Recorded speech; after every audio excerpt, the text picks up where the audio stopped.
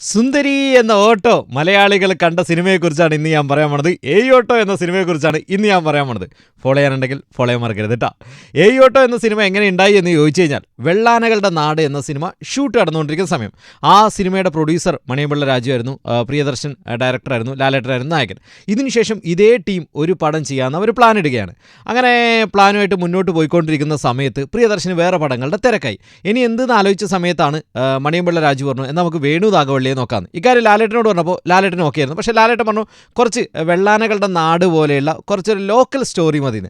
അങ്ങനെ എന്ത് കഥ വേണമെന്ന് ഒരുപാട് മണിയമ്പിള്ള രാജു വേണു നാഗവള്ളി ആലോചിച്ചു. പല കഥകളും ആലോചിച്ച സമയത്താണ് ഇവർക്ക് തോന്നിയത് ഓട്ടോക്കാരുടെ കഥ പിടിക്കാന്ന്. അങ്ങനെ ട്രിവാൻഡ്രത്തുള്ള ഒരുപാട് ഓട്ടോക്കാരെ വേണു നാഗവള്ളി പോയി കണ്ട് അവർ ഓരോരോ കാര്യങ്ങൾ പറഞ്ഞു. ആ കാര്യങ്ങൾ കോർത്തിണക്കിയിട്ടാണ് ഏയ് ഓട്ടോ എന്ന സിനിമ ഉണ്ടാക്കിയിരിക്കുന്നത്. നിങ്ങൾ ശ്രദ്ധിച്ചാൽ അറിയാം, അന്ന് വേണു നാഗവള്ളി കണ്ടത് ട്രിവാൻഡ്രത്തെ ഓട്ടോക്കാരെയാണ്. ആ സിനിമയിൽ കൂടുതൽ ആൾക്കാർ സംസാരിച്ചത് ട്രിവാൻഡ്രം ഭാഷയാണ്. പക്ഷേ പടം ഷൂട്ട് ചെയ്ത് കോഴിക്കോടാണ്. എന്തുകൊണ്ടാണ് അന്ന് ആ പടം കോഴിക്കോട് ഷൂട്ട് ചെയ്തു എന്ന് ചോദിച്ചു കഴിഞ്ഞാൽ, ഈ സിനിമയിൽ ഒരുപാട് റോഡ് ഷൂട്ട് ചെയ്യണം. അന്ന് ഏറ്റവും സുഖസുന്ദരമായിട്ട് റോഡ് ഷൂട്ട് ചെയ്യാൻ പറ്റുന്ന സ്ഥലം കോഴിക്കോടായിരുന്നു. അതുകൊണ്ടാണ് ഈ സിനിമ കോഴിക്കോട് ഷൂട്ട് ചെയ്തത്.